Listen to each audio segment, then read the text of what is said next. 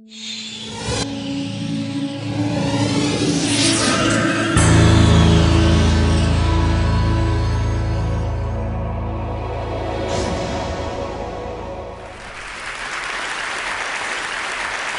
Zuckerberg, a journalist, was asking him a question about the news feed.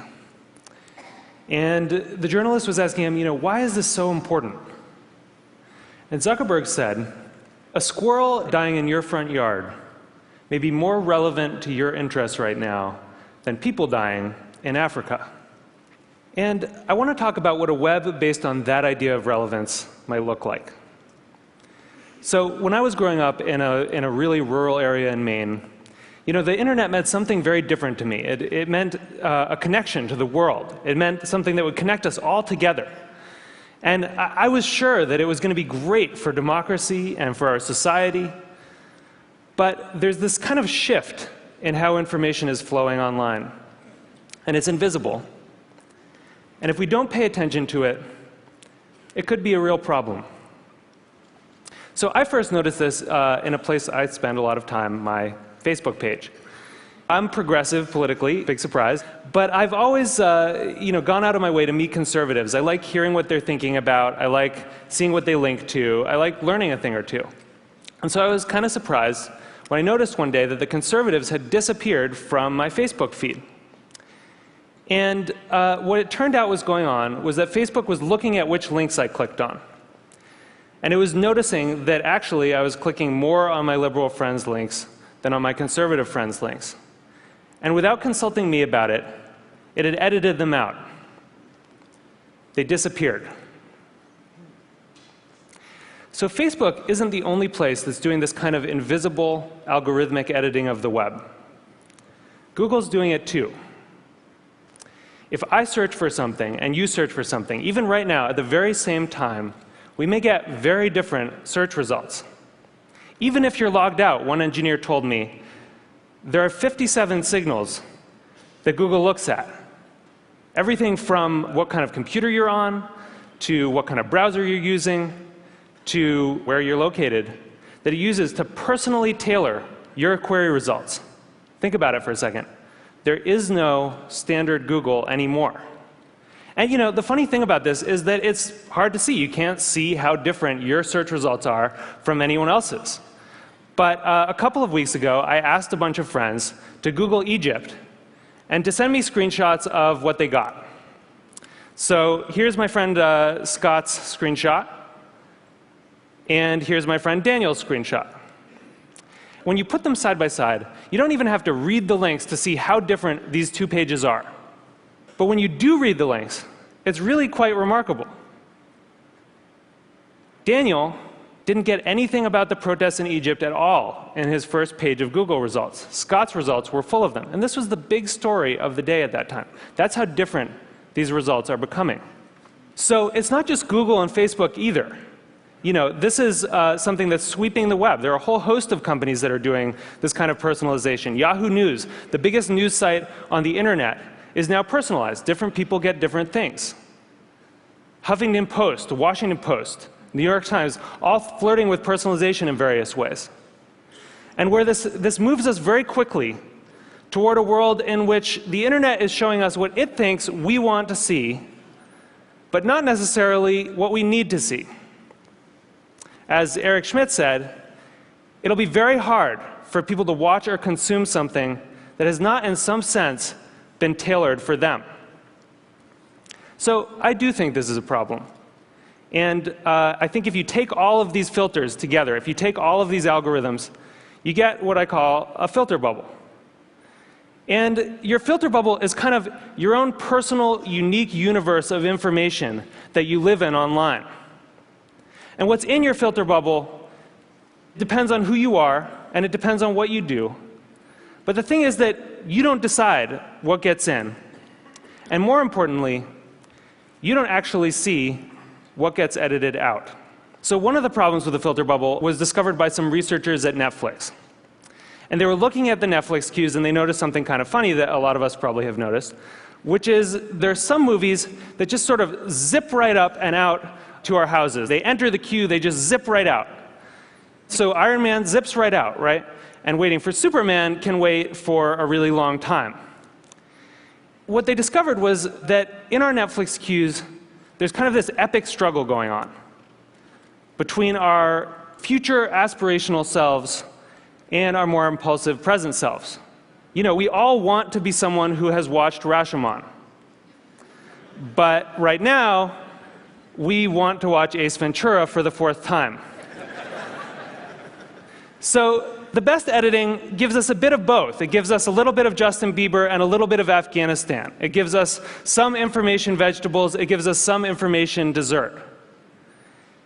And the challenge with these kind of algorithmic filters, these personalized filters, is that because they're mainly looking at what you click on first, you know, it can throw off that balance. And instead of a balanced information diet, you can end up surrounded by information junk food. So what this suggests is actually that we may have the story about the internet wrong. In a broadcast society, you know, this is how the founding mythology goes, right? In a broadcast society, there were these gatekeepers, the editors, and they controlled the flows of information. And along came the internet, and it swept them out of the way, and it allowed all of us to connect together, and it was awesome. But that's not actually what's happening right now. What we're seeing is more of a passing of the torch from human gatekeepers to algorithmic ones. And the thing is that the algorithms don't yet have the kind of embedded ethics that the editors did. So if algorithms are going to curate the world for us, if they're going to decide what we get to see and what we don't get to see, then we need to make sure that they're not just keyed to relevance. We need to make sure that they also show us things that are uncomfortable or challenging or important. This is what TED does, right? Other points of view. And the thing is, we've actually kind of been here before as a society. In 1915, it's not like newspapers were sweating a lot about their civic responsibilities. Then people kind of noticed that they were doing something really important. That in fact, you couldn't have a functioning democracy if citizens didn't get a good flow of information. That the newspapers were critical because they were acting as the filter, and that journalistic ethics developed. It wasn't perfect, but it got us through the last century. And so now, we're kind of back in 1915 on the web. And we need the new gatekeepers to encode that kind of responsibility into the code that they're writing. You know, I know there are a lot of people here from Facebook and from Google, Larry and Sergey, who, you know, people who have helped build the web as it is, and I'm grateful for that. But we really need you to make sure that these algorithms have encoded in them a sense of the public life, a sense of civic responsibility. We need you to make sure that they're transparent enough that we can see what the rules are that determine what gets through our filters. And we need you to give us some control so that we can decide what gets through and what doesn't. Because I think we really need the internet to be that thing that we all dreamed of it being. We need it to connect us all together. We need it to introduce us to new ideas and new people and different perspectives. And it's not going to do that if it leaves us all isolated in a web of one. Thank you. Thank you.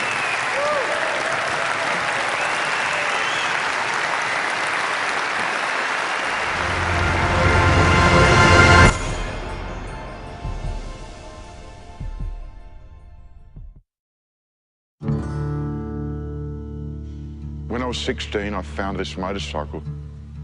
It was a dilapidated piece of junk that wasn't going, but I realized how special it was. Restoration of this motorcycle has taught me to improvise with mechanical things. My name is Mark Lessek. I live in Hobart, Tasmania. I'm Director of Dynamic Welding and Engineering. It's a pretty cool place. We do machine shop work. We do aluminum welding. 7 years ago, I had an accident and lost the best part of my arm. I got a prosthetic on my own insurance. It didn't work. It was very unreliable. It wasn't fixed to my body and flopped about. It simply wasn't up to the job. I thought, if you can fix your own motorcycle, why can't you fix a prosthetic? So I did a search to find out as much information as possible and came across the Cairns artificial arm. This is an antique arm from the early 1900s, and in its time it was so mechanically advanced. With patent search on Google, I was able to find every single Cairns patent online. So I set about trying to reverse engineer it. The arm itself has many good features. It's body powered, which means it won't break down. You can use it for heavy duty work, and you can also repair it yourself. And hold a beer. And hold a beer, exactly. Some of the new things I hope to add to this arm is an extra finger joint, and it will be gear driven.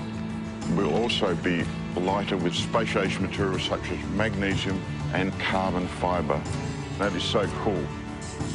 Well, if you think how many people have lost limbs but can't afford the new electronic limbs, I mean, it is rewarding knowing that one day people will be able to wear something that Mark and I are working on. My hope for this artificial arm is to wear it and share it so amputees can live a normal life again. It doesn't matter if it's a bike or an arm or your life. If you can take it apart, if you can understand it, you can make it better.